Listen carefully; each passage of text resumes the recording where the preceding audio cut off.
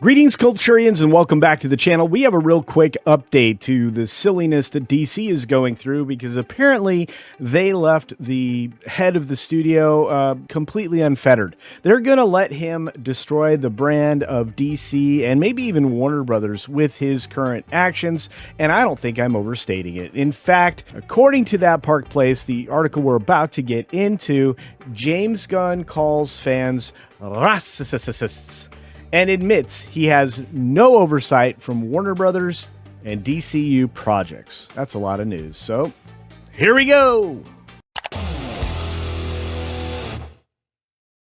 Now, before we get started, just a quick reminder. First and foremost, I need 50,000 subscribers, which means I would like to ask you to double check and make sure that you're still subscribed to the channel. That's right. Just look down there. If the subscribe button is red, turn it to gray. Also hit the like button right now and send me your first thoughts on what you think of James Gunn. And with that, let's get to the story.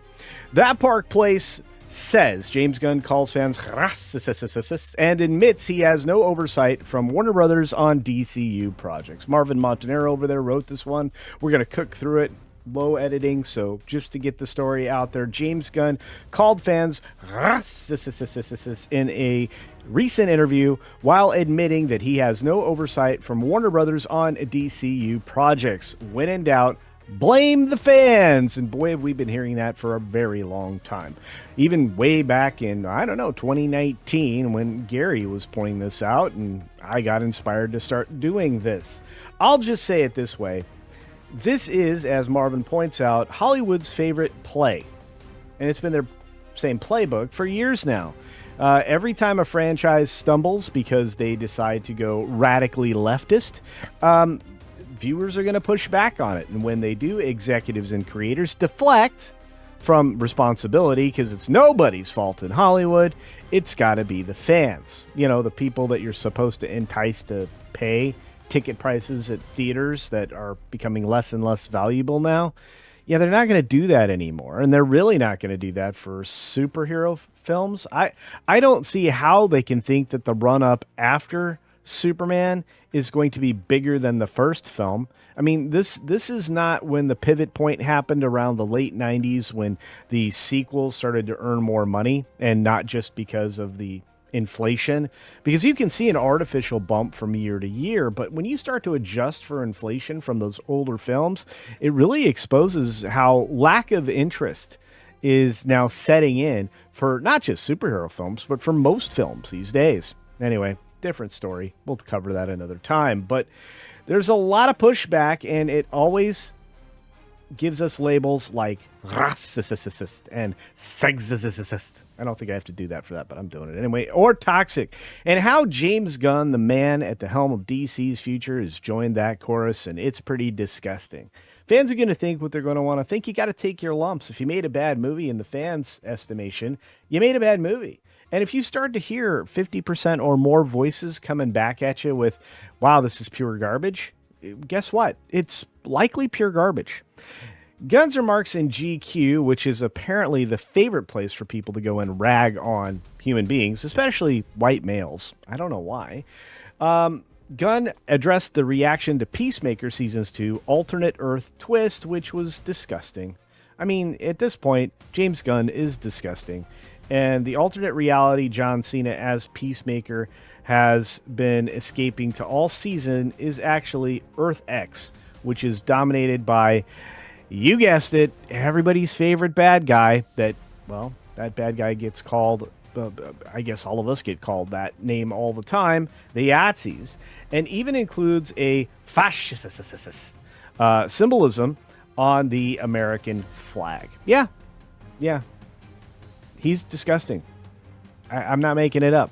This is a terrible, terrible person. So instead of acknowledging that some fans simply didn't like the direction James Gunn went with the offensive labeling of them as racists, I have a few racists that have called me polarizing, but I'm okay with being polarizing and letting racists fall to the wayside. Dude, you don't have a lot of audience. You're reducing them by calling them names. If they feel like you are calling them a name, they're not coming to your movies anymore, dude. Do you even care? Doesn't seem like it. It's an alarming statement for anyone who raised valid concerns about new work, especially his really extreme new work. If you disliked the episode, James Gunn suggests that maybe you're one of those. Are you? And listen, the fan blaming pattern has been around a long time, as we pointed out before, but Star Wars branded unhappy fans as sexist and racist after pushback on new characters. Marvel Studios dismissed fan criticism of unpopular storylines as toxic, because they were forcing terrible characters in the timeline and replacing the good ones, which is dumb. Stars from Rings of Power and The Acolyte used accusations of bigotry to reframe underwhelming reception and complete disaster. I mean, in the end, Amazon has to be terribly embarrassed with the garbage they're pumping out, and yet they're obligated to do more. Whereas Star Wars was never obligated to continue to give us underwhelming products for, its entirety, almost the full entirety of its existence on the terrible Disney Plus television programs. But needless to say, this is a pattern that's long established, even before everything I've mentioned. The cycle is therefore predictable. When a project underperforms or sparks debate, blame shifts away from the creative choices and onto the audience. Gunn's comments fit neatly into that pattern, and to be fair, I have often accused him of lacking creativity and having a dearth of imagination. And after Peacemaker, I'm certainly convinced of that. Furthermore, I can do whatever I want. Direct quote, apparently, from this interview with GQ. And he just says he holds the authority in the DCU, and Warner Brothers can't tell him anything to do. Speaking about Peacemaker, he said specifically, I really do whatever I want with Peacemaker. And I mean, in one respect, I do whatever I want with anything because I'm able to make my own choices and I'm my own boss. Well, then Warner Brothers made a bad choice, and Zaslav, that one's on you. Speaking of Zaslav, many believe that Warner Brothers CEO David Zaslav maintained some kind of control over Gunn. After all, Kathleen Kennedy and Kevin Feige at Lucasfilm and Marvel still ultimately answer to Disney CEO Bob Iger.